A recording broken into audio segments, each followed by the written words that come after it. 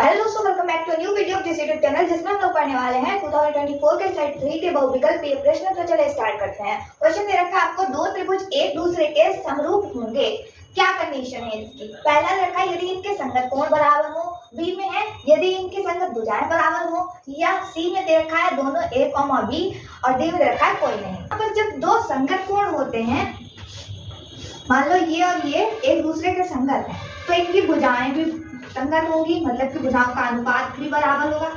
मतलब ये वाली भुजा इसके बराबर होगी, ये वाली भुजा इसके बराबर होगी, ये वाली भुजा इसके बराबर होगी, और संग में कोण भी बराबर होंगे। जैसे इसके संग का ये कोण बराबर होगा, इसके संग का ये वाला कोण बराबर होगा, इसके संग का ये वाला कोण बराबर होगा, तब ये दोनों ही त्रिभुज समरूप त्रिभुज कहलाएंगे। इसलिए आपका सी वाला आंसर सही हो जाएगा, दोनों ए और बी, क्योंकि संगत कोण भी बराबर होंगे और दोनों ही त्रिभुजों की संगत भुजाएं भी बराबर होंगी, इसलिए।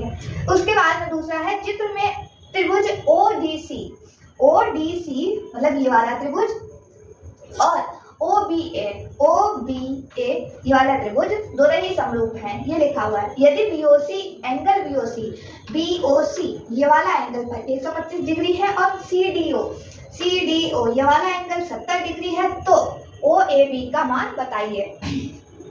तो OAB का मान क्या होगा? OAB ये वाला एंगल आपसे पूछा गया, एंगल A।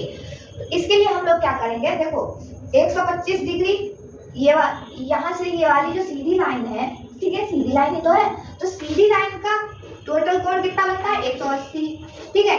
इसमें आपको ये 125 दे रखा है एक तरफ का, ठीक है। तो जब एक तरफ का 125 दे रखा है, तो दूसरा वाला क्या हो जाएगा? 180 में से 125 माइनस कर दो, जितना बचेगा उतना होगा दूसरी तरफ वाला। बस इतना ही करेंगे। जब 180 में से 125 माइनस कर देंगे तो हमें मिल जाएगा 5, और ये 7 में से 2 हो गया 5, 55 डिग्री। तो ये आ गया आपका 55 डिग्री। अब हम लोग त्रिभुज के अंतःकोणों का योग क्या होता है? 180 डिग्री होता है। वहां से क्या करेंगे, इन तीनों कोणों को संग में रखेंगे, मतलब 70 डिग्री। ये वाला कोण हमारा 55 डिग्री आया अभी, और प्लस लगा के ये वाला कोण आपको पता ही नहीं है, बराबर में 180 डिग्री। क्यों? क्योंकि त्रिभुज के तीनों अंतःकोण हैं, उनका योग 180 होता है। तो एंगल सी बराबर क्या हो जाएगा? 180 डिग्री में से माइनस कर देंगे 55 और 70 प्लस करके, तो 50, 5, 7, 12 और 5 125, फिर से माइनस किया, कितना हो गया? एंगल सी बराबर हो गया हमारा 55 डिग्री बचेगा, ठीक है। तो एंगल सी जब 55 डिग्री है, तो एंगल ए भी 55 डिग्री होगा। क्यों होगा ये भी लिख लो, क्योंकि ये क्या है? एकांतर अंतःकोण है, ठीक है, दो अंतःकोण, ठीक है। क्योंकि दो जब पैरेलल मतलब कि समांतर रेखाएं हैं और उनको एक रेखा काट रही है, तो उनके अंतःकोणों का कोण क्या होते हैं? बराबर होते हैं, एकांतर अंतःकोण वो भी, ठीक है। तो इस तरह से एंगल सी एंगल ए के बराबर हो गया, कितना? 55 डिग्री। तो आप ए वाले को कलर कर लेंगे। उसके बाद में आता है, यदि साइन थीटा बराबर है कॉस थीटा के, और थीटा का मान जो है वो 0 से बड़ा और 90 से छोटा, मतलब 0 से लेकर 90 के बीच में है, तो आपको थीटा का मान बताना है। जो आपकी त्रिकोणमितीय अनुपात वाली टेबल होती है, उसमें साइन थीटा बराबर कॉस थीटा कौन सी कंडीशन पे होता है? अगर साइन का मान भी 45 डिग्री हो और कॉस का मान भी 45 डिग्री हो, तब क्या होता है? दोनों के मान बराबर होते हैं, और साइन 45 कॉस 45, दोनों का मान क्या होता है?